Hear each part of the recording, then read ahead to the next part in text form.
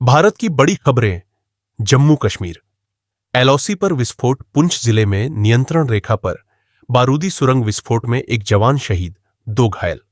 दोनों घायल जवानों का सैन्य अस्पताल में इलाज जारी, हालात स्थिर। राजनीतिक घटनाक्रम संसद में अगले सप्ताह और ऑपरेशन सिंदूर पर 32 घंटे की विशेष चर्चा। सीडीएस ने सैन्य तैयारियों को उच्च स्तर पर बनाए रखने पर जोर दिया। इलाहाबाद हाईकोर्ट के 2 जजों के खिलाफ महाभियोग प्रस्ताव की कार्यवाही जारी। देश की न्यायपालिका में 33% पद खाली। अभिनेता व नेता कमल हासन ने पहली बार राज्यसभा में संबोधन देते हुए ध्रुवीकरण और केंद्रीयता पर चिंता जताई। चुनाव व प्रशासन। बिहार चुनाव के लिए मतदाता सूची पुनरीक्षण का पहला चरण पूरा। 65,02,000 मतदाताओं को नाम हटाने का खतरा। व्यापार और तकनीक। चेन्नई में भारत का पहला हाइड्रोजन संचालित ट्रेन कोच सफलतापूर्वक परीक्षण में। आरबीआई गवर्नर ने कहा, आर्थिक परिदृश्य के अनुसार ही ब्याज दर में कटौती की जाएगी, केवल वर्तमान महंगाई पर नहीं। समाज और विरोध प्रदर्शन। पंजाब में किसानों का बड़ा आंदोलन। जमीन के अधिकार और गिरफ्तार नेताओं की रिहाई की मांग। अन्य विशेष खबरें। मुंबई में धारावी पुनर्विकास परियोजना में निवासियों की सहभागिता बढ़ी, समय सीमा करीब।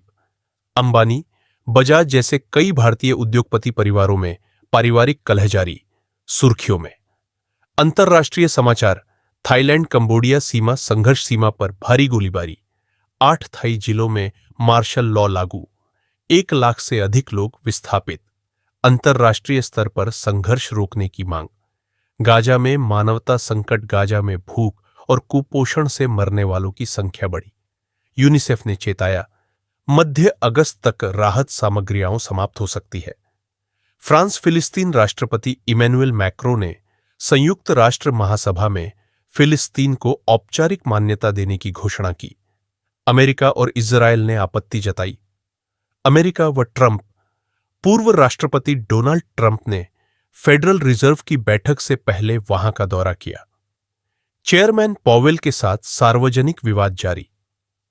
ट्रंप की स्कॉटलैंड यात्रा पर भारी विरोध प्रदर्शन की संभावना। रूस यूक्रेन युद्ध। तुर्की के इस्तांबुल में रूस और यूक्रेन के बीच नई शांति वार्ता। यूक्रेन में भ्रष्टाचार निरोधी एजेंसी पर संशोधन और जंग से थक चुके लोग सड़कों पर। दुनिया की अन्य बड़ी घटनाएं। ईरान ने यूरोपीय देशों के साथ परमाणु समझौते पर अहम वार्ता शुरू की। एलन मस्क ने स्टारलिंक इंटरनेट सेवा की वैश्विक बाधा के लिए माफी मांगी, सॉफ्टवेयर फेल्योर को जिम्मेदार ठहराया। खेल समाचार। क्रिकेट। भारत इंग्लैंड टेस्ट में ऋषभ पंत ने चोट के बाद 54 रन बनाए। मुकाबले में इंग्लैंड की पकड़। युवा क्रिकेट। दक्षिण अफ्रीका के अंडर 19 में खिलाड़ी ने यूथ वनडे इंटरनेशनल में पहली बार दोहरा शतक लगाया। विशेष अपडेट। नरेंद्र मोदी आज भारत के दूसरे सबसे लंबे समय तक प्रधानमंत्री बनने का रिकॉर्ड बना चुके हैं, इंदिरा गांधी को पीछे छोड़ा। Digital payment. भारत का यूपीआई सिस्टम अब रोजाना 64 करोड़ ट्रांजैक्शन करता है। यह दुनिया भर के रियल टाइम पेमेंट्स का 50% हिस्सा है।